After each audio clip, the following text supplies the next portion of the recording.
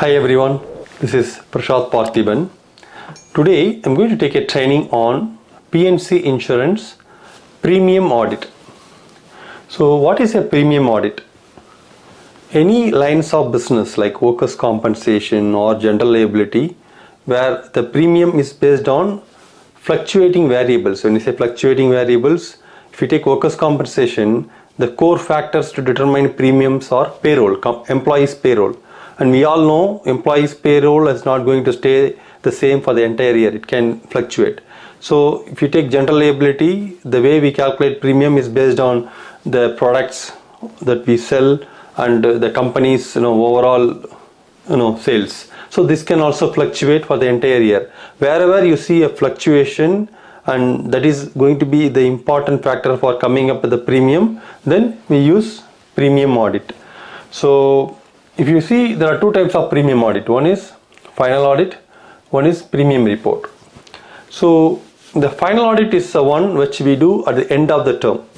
Say if you take a workers' compensation policy and you issue the policy based on the estimated payroll, like as of today this is the payroll of my employees. Now what happens at the end of the term, you do the final audit to take the actual payroll. Say during the initial stages when you issue the policy based on the estimated payroll, if your premium is say $5,000, now at the end of the term you do your final audit which results in $8,000 premium. Now the additional $3,000 will be collected from the customers. Now say you calculated premium, it is $5,000 based on the estimated payroll. Now at the time of final audit, it is possible that the overall payroll can come down, which means your premium can come down from 5,000 to 3,000. In that case, the insurance company is going to give the credit back to the customer. That's how the final audit works. Coming to premium reports, right? Like what happens sometime, the customers upfront says to the insurance company saying that, you know what, my company performance will be at the peak during the month of December or New Year, because that's a sales time. During the month of June, July, it may be lower. So for those customers, insurance companies have something like premium reports. Instead of charging them upfront and sending them invoice, what they do is every month they send them a kind of form or anything, like they go personally and then collect the data. And then when I say collect the data, say for this particular month, what was your overall payroll? What was your overall sales? And based on that, they calculate the premium and they bill the customer. Second month, third month, it goes on like that. So maybe during the month of December, the sales may be huge. And for that time, the premium may be more. During the month of June, the sales may be less.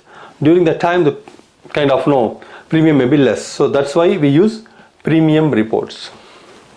Now, what are the different methods we use to do this premium audit? One is physical audit. Like we all know, someone from the insurance company goes to the actual location and they collect the actual data by examining the records and everything else. Or by phone, you can take a phone, call the customer, ask them to explain all the records and data through which you can complete the premium audit. Third one is voluntary, like you can send forms, the forms where you have to ask some basic details like actual payroll, actual sales and everything else, and collect the actual data to complete the final audit. Fourth one is estimated.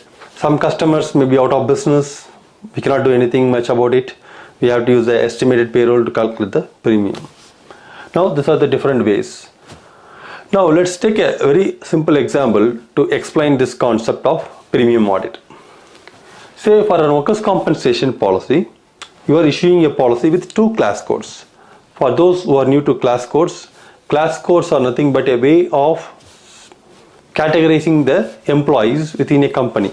Say if I have a company where we have software engineers, where we have clerical jobs or something like that, the software engineer will get a class code of 8810 maybe, and the clerical employees may get 5560.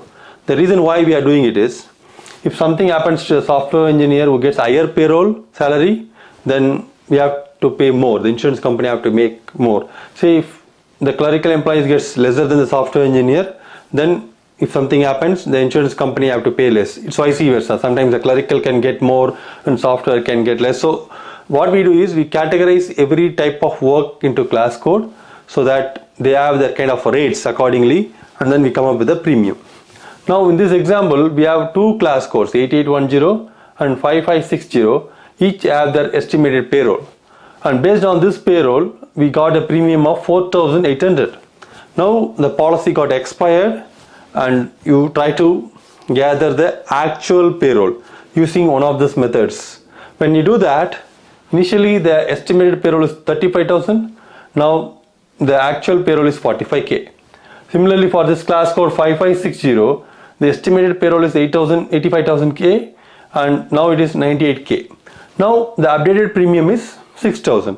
So what we do, we send them the additional bill of extra 1,000, whatever maybe the $1,200. So that's how the final audit works. It can be other way, like initially you could have charged them 6,000, but now when you do the final audit, you know that this is the actual payroll, so you could send a credit of 1,200. So I hope you like my training videos. If you like my training videos, please do subscribe to my YouTube channel. Have a great day. Bye bye.